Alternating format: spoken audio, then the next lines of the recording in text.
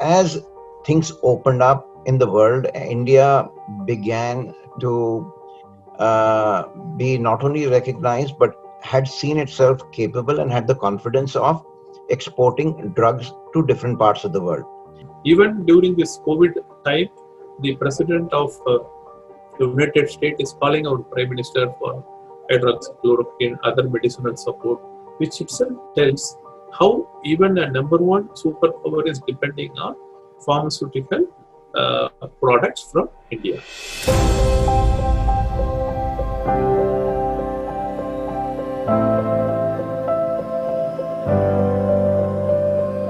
COVID-19 outbreak has put all eyes on India when it comes to vaccine production, as the country surfaces 60% of vaccine demand of the world. Known as the pharma king of the world, India is leaping ahead with 9.8% year-on-year and is the largest provider of generic drugs globally, supplying 40% of generic demand in the US and 25% of all medicines in the UK. In fact, if we go by figures, the Indian pharma industry is expected to grow to $100 billion by 2025. Furthermore, its active pharmaceutical ingredients market, that is the API, is forecasted to attain a revenue of $6 billion by the end of 2020. India is not only producing medicine for this entire population of India, it is also exporting to over 200 countries across the globe. From India, you cannot mention any other commodity, service or product which goes to this many countries. Even IT, it goes to 95 to 100 countries. Today, as we stand outside the United States, India has the largest number of FDA-approved facilities in the world. The formulation industry, the cost of medicine is lowest only in India. So that is the reason entire globe is wanting medicine from us. This was possible because of our pharmacy background. People were having a very good pharmacy scientist here and chemistry background. So we could do reverse engineering, we call. So the Indian pharmaceutical people, professionals, given a very good contribution. They just like that manufactured every product with a different process and they could give the product. So we gave it across the globe. So this is the advantage. While in the recent years, India has been witnessing increasing competition from its neighboring country, China, which has been able to leverage, due to its inherent cost advantage, manufacturing intermediates and APIs at a cost much lower than those in India, which has resulted in a gradual increase in API imports from China to India, from about 0.3% in 1991 to about 70% now, which in turn has led to killing of domestic manufacturing capacity for certain key APIs and their advanced intermediates. India was very good in basic synthetic chemistry. India, as I told already, and from 70s when multinations were ruling also, but later China entered into API chemical industry little strongly. What Chinese did, which we all know, any industry they come in, the scale of operation would be not 2 times, 3 times. They will normally mimic 10 times, 20 times of capacity like us.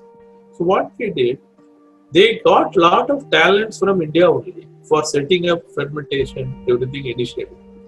Later, they killed Indian fermentation industry.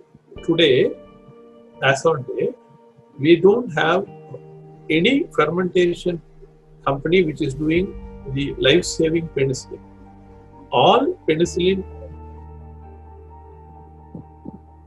starting material is coming from China only. How they could do is because of the capacity, support from government and their cost. Their cost, when say for example 1 kilo of one API is 10,000 rupees, India is developing or manufacturing, they could give it at 3,000, 4,000. Coincidentally, COVID-19 outbreak exposed the dependency of the Indian pharma sector on China for its API procurement. The dependence also led to the disruption in supply chain of APIs and significant shortages in the supply of essential drugs in India, which led to a 10 to 15% earning loss in the early months of 2020. However, experts say that the industry has bounced back. Indian API industry cannot really give at the price of China, because the API industry is 24/7 depending on, you cannot switch off the reactors. It is like a chemical reaction continuously working. So it is a power-based industry. So the power tariff of China and India is almost, we are double than China. And the interest rate is very high. So whatever we do, we cannot compete with China in price. So our dependency continues, still continuing. For the API industry in India also is growing, very much growing. What is happening is, we have API industry, we produce API, but that API cannot be given for domestic market because our price is more here, price control is there. So we use that API for export to US, Europe. We buy from China and give for domestic market and semi-regulated market. This is what happens. So for some crisis comes, China doesn't give API, we will be surviving, we can do. But the problem here is, for API industry also, the starting key raw material, that chemical, we are depending on China. So these are the threat. But now the current government has come with the pharma bulk drug policy. They have allocated around 13,000 crore, and they are trying to, they have identified around 53 API, which is we are mainly depending on China, which also include key starting raw material. So this 53 product, they have given product-based incentive over 30%. So the 30% will be sufficient for us to compete the cost with China. So this is what happening. Going forward, to make an upper hand in the pharma market, experts say that better growth in domestic sales would depend on the ability of companies to align their product portfolio towards chronic therapies for diseases such as cardiovascular, anti-diabetes, antidepressants, and anti-cancers, which are on the rise.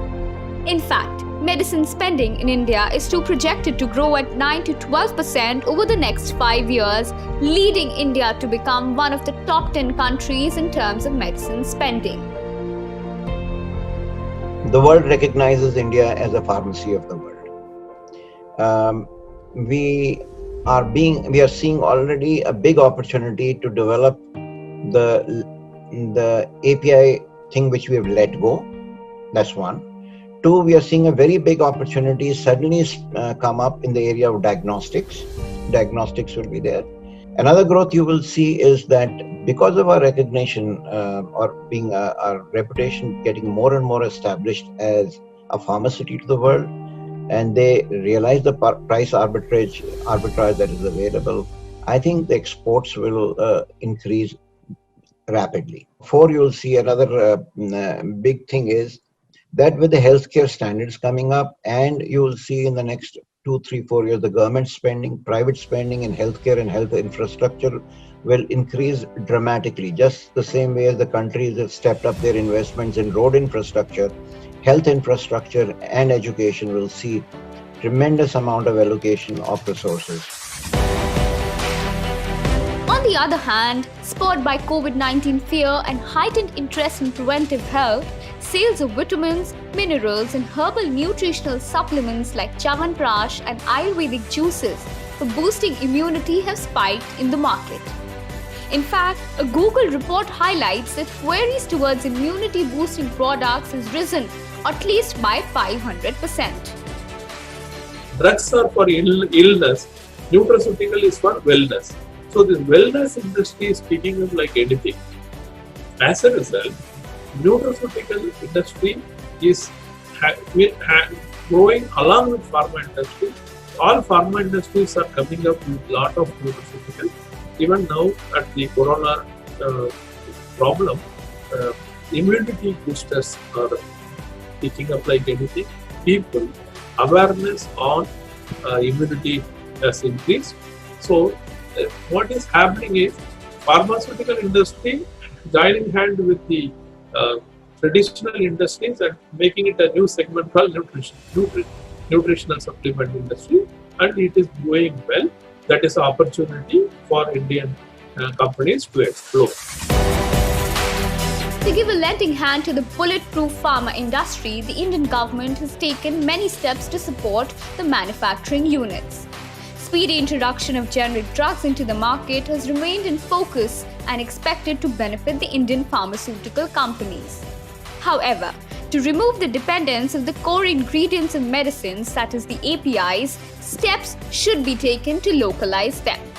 Apart from this, the pharma king of the world, India, maintains great advantages, including the availability of a large labor pool and advanced technologies that enable high regulatory standards of the market.